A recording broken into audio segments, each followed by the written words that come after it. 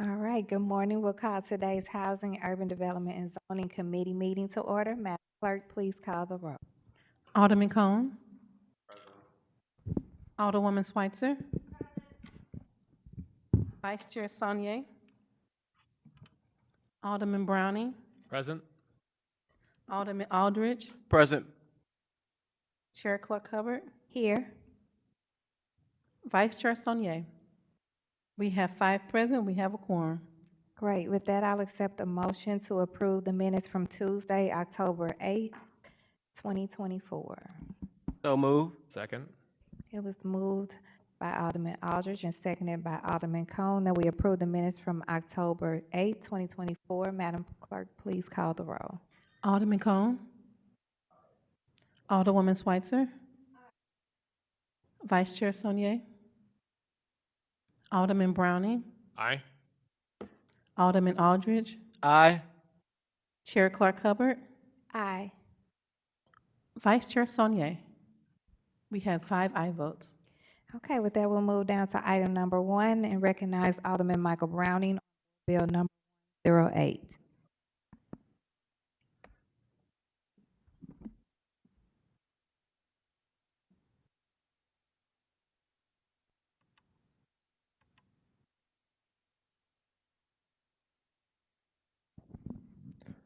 Good morning, committee. Thank you for being back here today on this Tuesday morning. We are back here to discuss Board Bill 108, which is a sales tax exemption for a project in the Cortex district that started back in 2022 is when we started this process. And we are trying to build apartments there, which will include 17 affordable units at 60% AMI, as well as several benefits to the city, including contributions towards building the connector on Sarah Street, as well as other contributions towards infrastructure in the city. So we are very excited to get this project going. The sales tax exemption was part of that deal back in 2022, but you do not request that until you are ready to start moving forward with the project. In the meantime, the developer has seen a lot of rising costs, construction costs alone around 50% in the last couple of years, meaning that it's making these projects very difficult to achieve.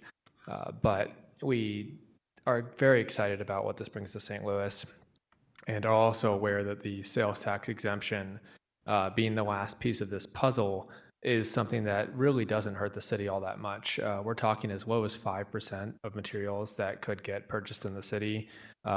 It goes as high as 20% of those materials, but not much higher. So most of the big warehouses and the wholesale places are far out in the county. So we're really seeing a minimal impact to city institutions with this.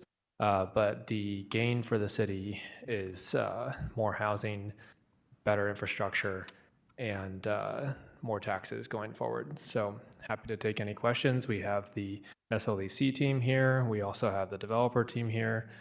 So if you have any questions, we're here to discuss. Thank you. Thank you, Alderman Browning. Did any of them have any comments they wanted to make prior to us going into questioning? Maybe overview the. Okay, Alderman Cone.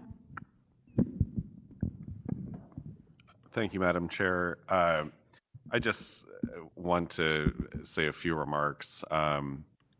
One, appreciate that we're, trying to be more thoughtful in terms of, development and providing housing and, these areas.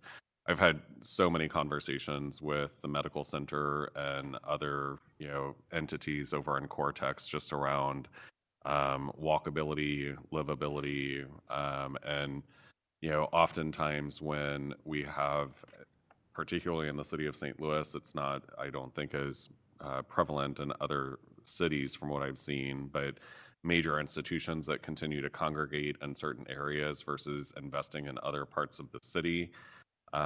It creates an opportunity for a lack of resources for like housing and transportation and other things of that nature. So I'm glad that we're getting to a point where that's a topic of discussion that's being put into action through planning and Cortex and other things. I don't think it's any secret. I've not been, well, I'll just say it. I've been angry at the city and SLDC for many years, allowing a 353 in Cortex, allowing a 353 at St. Louis University, allowing a 353 at Grand Center, and not permitting, Chapter 353s in North St. Louis or Southeast City, where those tools are desperately needed in order to stabilize and grow our community well. So, my vote today is not reflective of the work and effort or even the merits of this project. It's a vote that is reflective of history of not allowing those types of tools to be deployed in areas that greatly need them. And so I, again, commend the alderperson, from the Ninth Ward on his efforts here. And I know you took, quite a few questions last week, and, grateful for your efforts to answer those questions as well, and make sure that, we're emphasizing that, to your point, a lot of the, materials that are bought by, the, developer and other entities, contractors, are generally not bought from St. Louis City area businesses. So, again, great tool, another tool in the toolbox. Just wish that we would be able to utilize these same types of infrastructure, incentive infrastructure, in other parts of the city. Thank you. Alderwoman Schweitzer.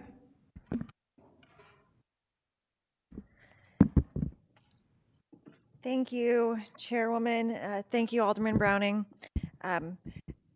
Last meeting, we had some questions about some of the financing documents for this project, and SLDC went through and put together a report. And just for transparency's sake, I would love for him to just go through that so that we can have that on the record of the meeting.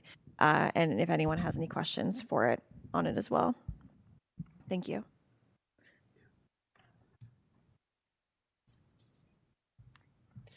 Good morning. My name is Jake Narup. I do financial analysis for SLDC. So this is the first TIF that we've kind of pushed through our new incentive model. It's been a couple years since we've done one of these. We did present this previously to the TIF Commission in 2022.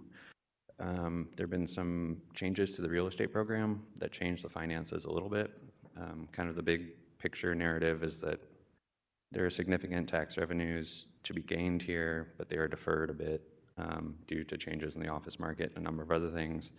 But we're projecting net revenue to the city over 10 years of $915,000. That's compared to 1.06 million in the previous, so we're about 10% lower. And revenue to the school districts over 10 years of $72,000 compared to $56,000 previously. That's due to a change in personal property.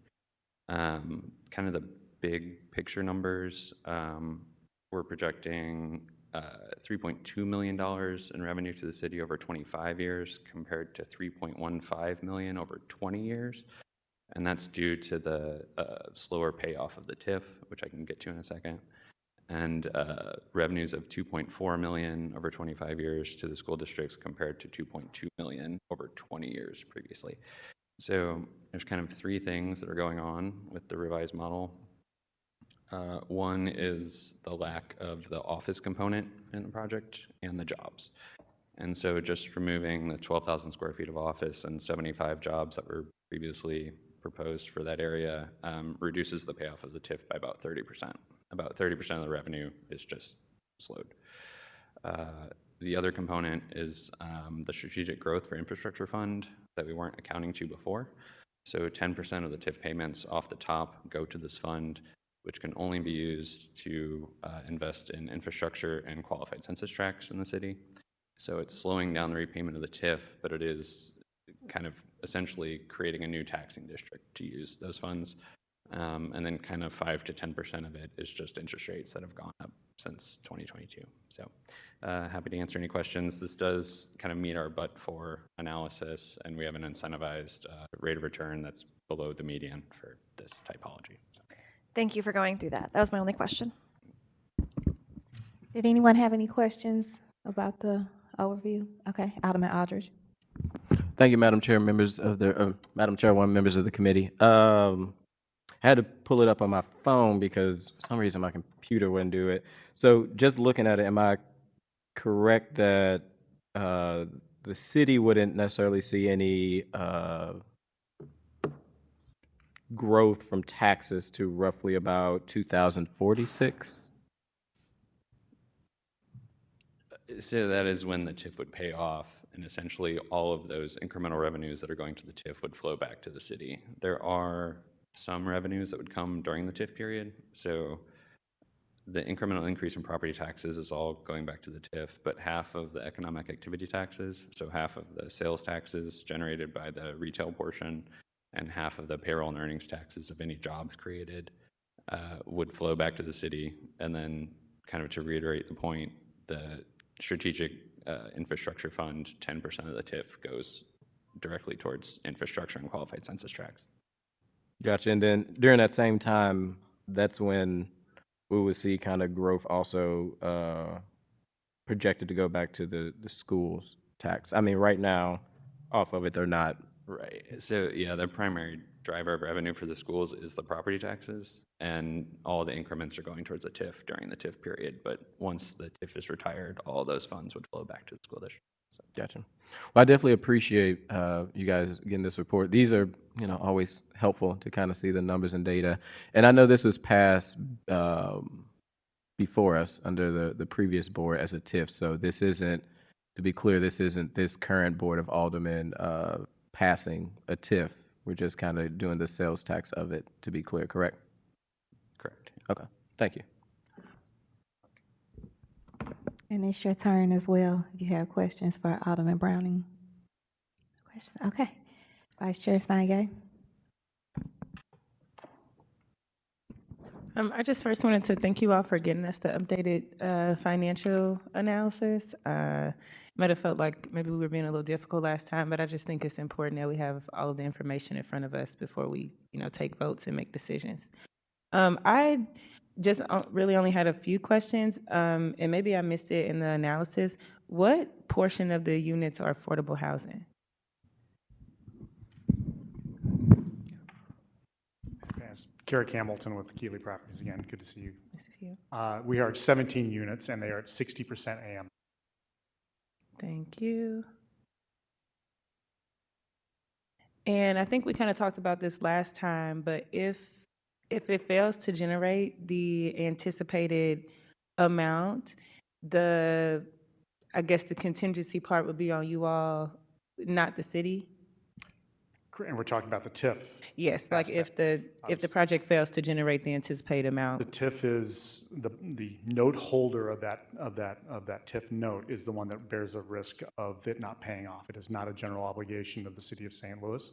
Actually, proud that a member of the comptroller's office is here to also speak to that if there's any questions. So, but yes, that is a private debt held by the note holder, which would be an affiliate of the developer. Thank you. I'm just writing my answers in as I get them. And are there any penalties if you all fail to meet any of the milestones that are listed? Any clawback clauses or anything like that that are a part of this? Our redevelopment agreement is the SLDC. Actually, we're a sub-developer of Cortex, so that is built into the Cortex redevelopment agreement directly, and then our agreement is with Cortex on the TIF again. This is solely about the TIF. Our agreement is with Cortex and has similar penalties lined up in terms of that aspect for MBE, WB, and workforce compliance. So just to make sure I'm understanding clearly, you're saying that it's fairly similar as the usual clawbacks that are part of the redevelopment agreements. It's just slightly different because it's a TIF where you all are the holder of it? No, it's different because we are a sub-developer of Cortex. Cortex is your TIF developer, and we are a sub-developer of Cortex. But again, this request today is not about that agreement. So, okay, that's all my Understood. questions. Thank you.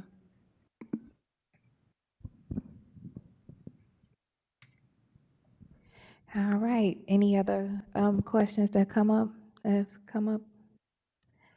So I actually have a few questions, and it's kind of off, but not off topic, because our senior colleague here, Alderman Cone, in his remarks.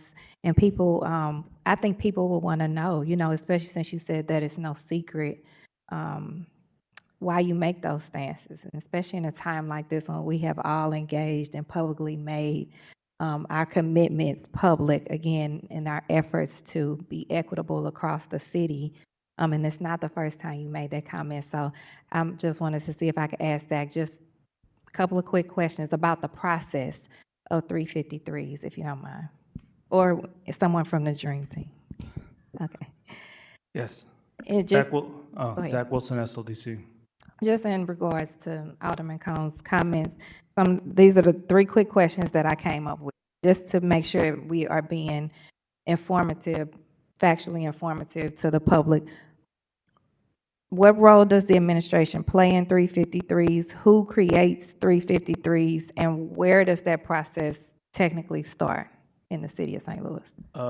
The administration would have to support it because it starts with the planning department to start that 353 process.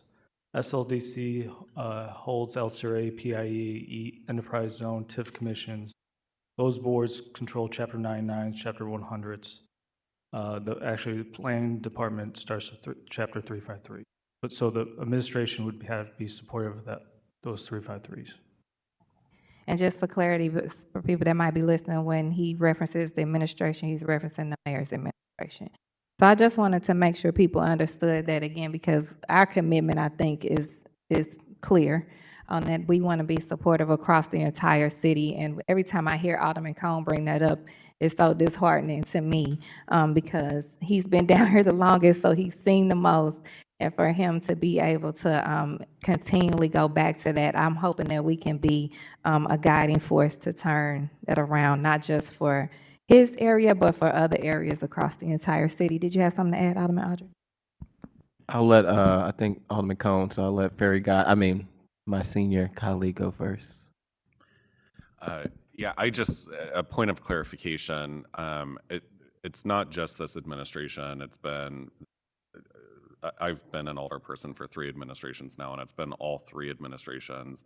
And the direction that they get is not from the mayor. It is at the guidance of the executive director or CEO of SLDC, who, and not necessarily a reflection of the current director, but in the past, there have been, directions and guidance given to the administration that, for example, they need to be, 353 needs to be sponsored by a long-time institution in St. Louis.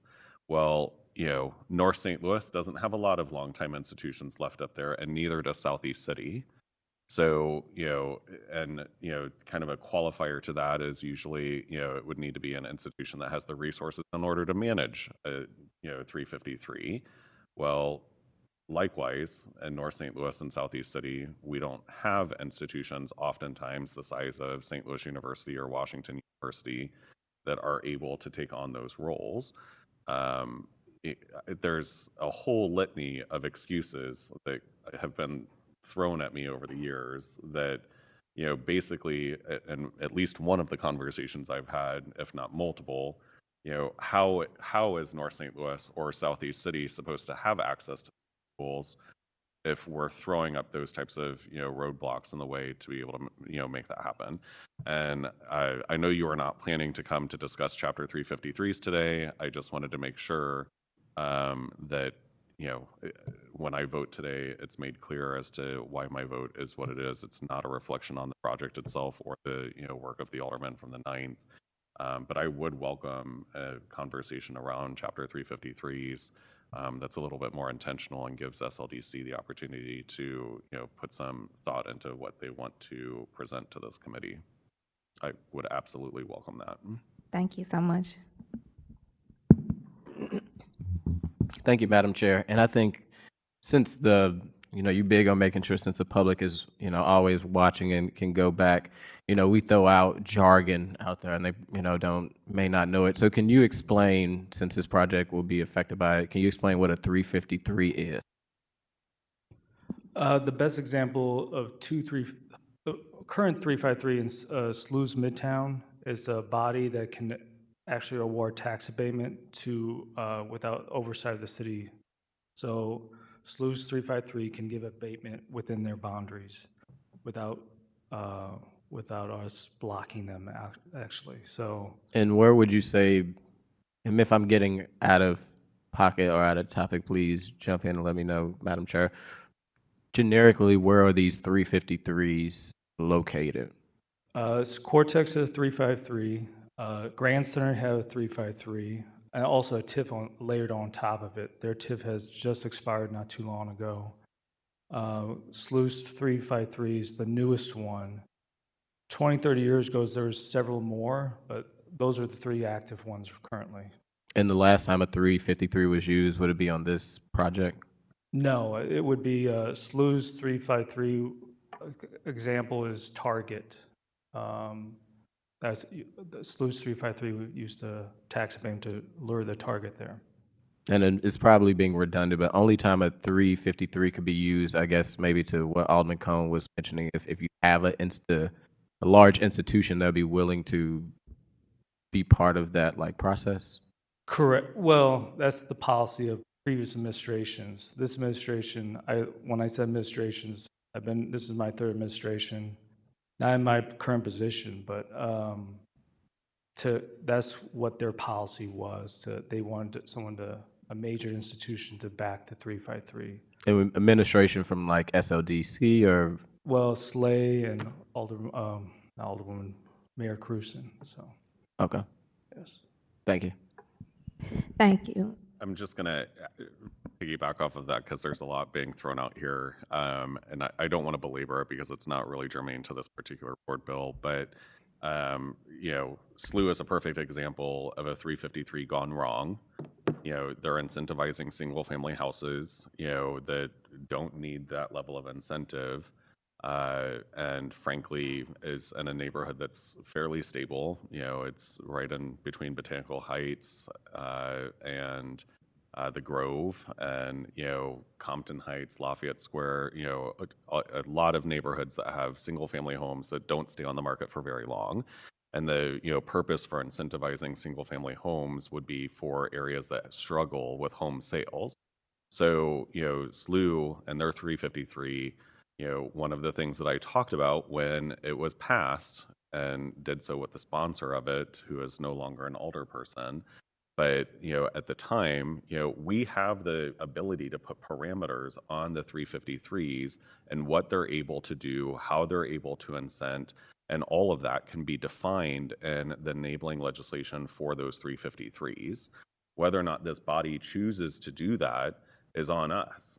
But, and those are, conversations that I have also had with 353s in North St. Louis or Southeast City, that we can put those parameters in place to ensure that abuse does not occur as it has in the Central Corridor. But I think that my colleagues, myself and, those that represent North St. Louis and other parts of Southeast City, still deserve to have that conversation and be able to use those tools with the resources that are available in our communities. And I'll leave it at that. And thank you so much for your comments, Alderman Cone. Again, this was out of the utmost respect for you and your seniority and your experience down here. And that's why I wanted to ask the question. I want to ask it publicly. People didn't know what a 353 was and in the background of it. And if you notice, the questions I asked didn't have specific names, administrations, projects attached to it, but that's what this brought. This is our responsibility here at the HUD committee. So I think that it was a good conversation and a good time for us to go ahead and have it.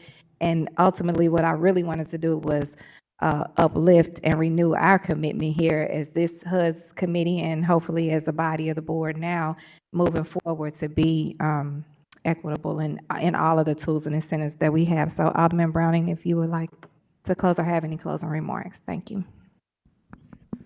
Thank you. I'm again grateful for the committee today. I think that this is a really deserving project, not just in that it's bringing lots of good benefits to the city, but to be clear that whenever we build housing in the city of St. Louis and it becomes occupied by people, that is a good day for the city. And it really, I sympathize and definitely want to see development throughout the rest of our city.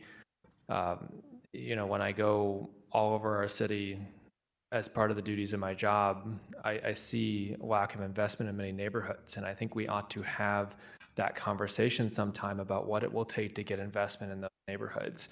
But to be clear, denying investment in the Ninth Ward or the Central Corridor does not help those neighborhoods either.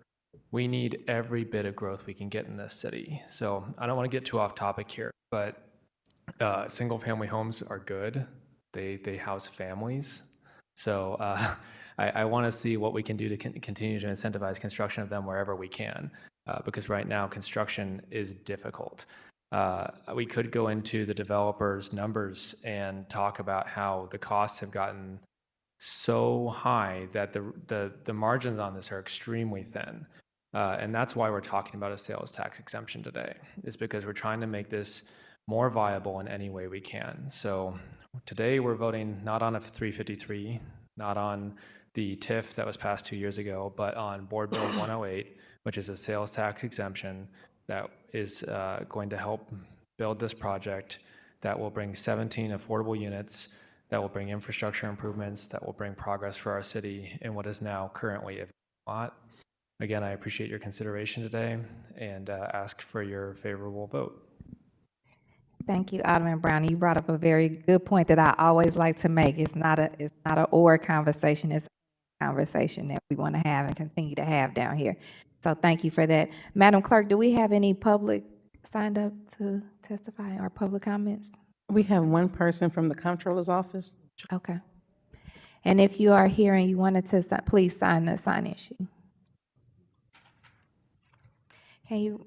Good morning. To swear you in, but I would like you to, so that she can make sure she has your, no, sir. I was saying just speak your name and your position with the comptroller prior to speaking. Good morning. I am Charles Salisbury. I am bond counsel assigned by the Comptroller's office to work on Cortex matters. And it's been a pleasure over the years to have observed all of the important work done in the Cortex area to uplift the city of St. Louis.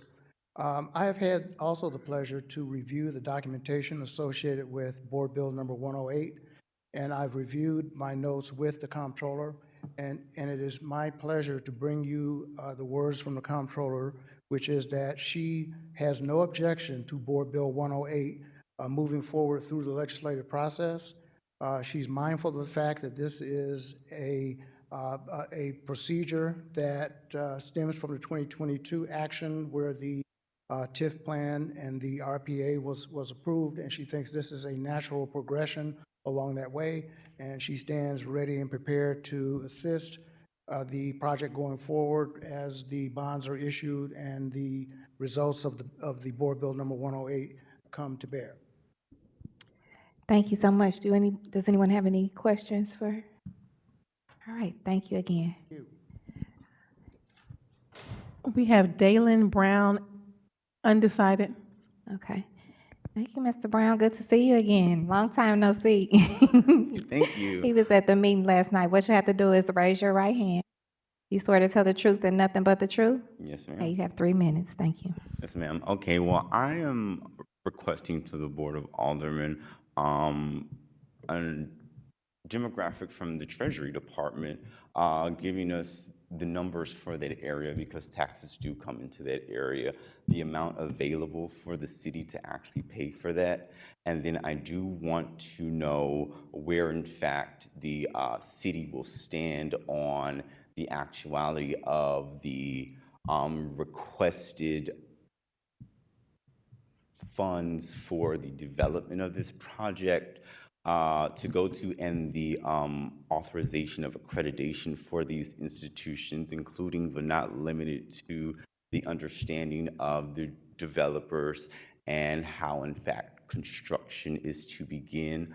The architectural company that therein will be providing the blueprints, the permits for construction, understanding that therein everyone in that particular area will have to deal with everything that's there and going into that area to construction, including but not limited to the materials and the therein given vehicles that therein will be going in and out of that area during the times of construction, and what in fact that particular area wants to do with the taxes that they're in, will be in that ward, and how they're looking to spend that. Because what I'm failing to see is a breakdown from Treasury or the Treasury Department being present in any way, shape, form, or fashion with funds allocated to that particular area from the city itself.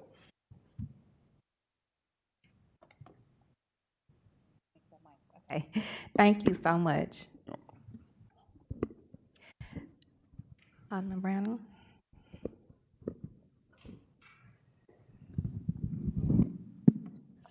Yes, well, again, I would just repeat my request for your favorable consideration, emphasize again that this is a sales tax exemption. So just to clear for the public or for anybody that I want to make sure that the city's not providing money for this. This is just simply the city extending its tax exempt status to the developers so that they can go out and buy construction materials and not have to pay sales tax on them, which will primarily occur in the county. So the treasurer's office or anybody else is not involved in this. We're just simply trying to make it more affordable for this to be built so that we can acquire that housing and all the other good benefits the project brings. Thank you. Thank you. With that, I'll accept the motion for Board Bill 108. I move that we pass Board Bill number 108 with a due pass recommendation. Second. All right, it was moved by Alderwoman Schweitzer and seconded by Alderman Aldridge that we pass Board Bill 108 with a due pass recommendation. Madam Clerk, please call the roll. Alderman Cone? No. Alderwoman Schweitzer? Vice Chair Saunier? Alderman Browning? Aye. Alderman Aldridge? Chair Clark Hubbard? Aye. We have 5 aye votes, 1 no vote. All right, congratulations, you successfully passed Board Bill 108. Do we have any resolutions for review? We have none.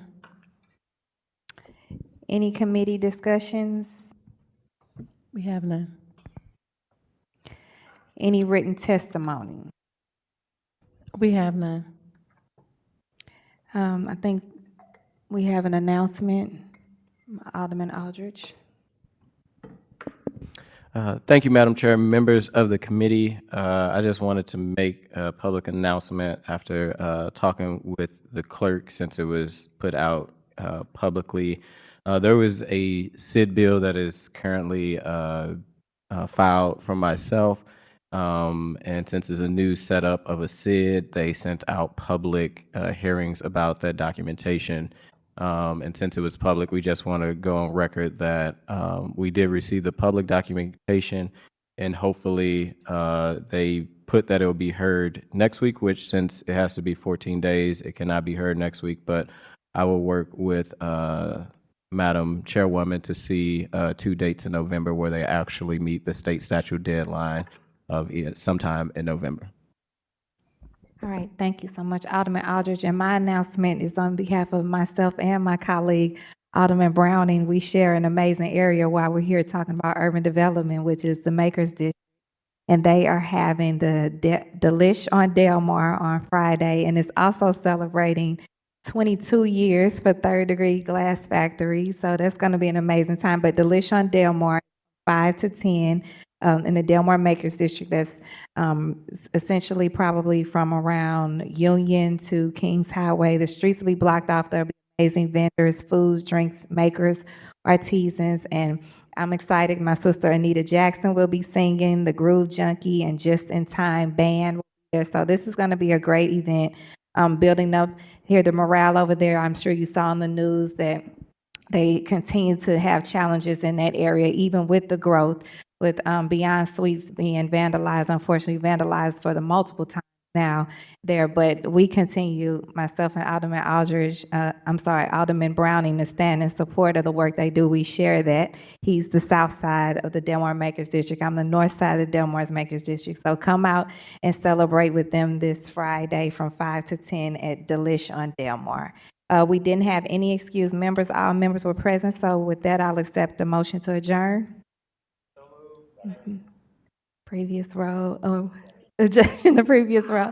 Everybody's ready to adjourn, say aye. Okay, everyone have a blessed day.